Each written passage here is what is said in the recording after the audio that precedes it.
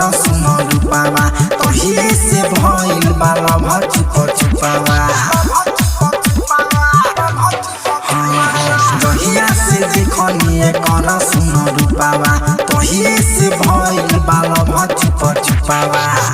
हंसी हंसी कर से बातमा जाकवाली उता हंसी हंसी कर से बातमा जाकवाली दिलवाले गइल हनी हर फरकवाली दिलवाले गइल हनी हर फरकवाली दिलवाले गइल हनी हर फरकवाली दिलवाले गइल हनी हर फरकवाली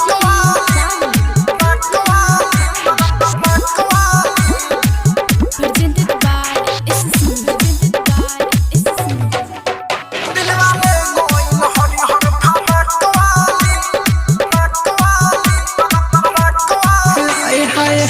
उठावा में करस रोजो कथक उठलाली गम के गुलाब जैसे पास से जब जहाली हाय हाय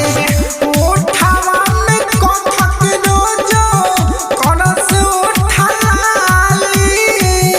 गम के गुलाब जैसे पास से जम जाई बिया गोले गोले अखिया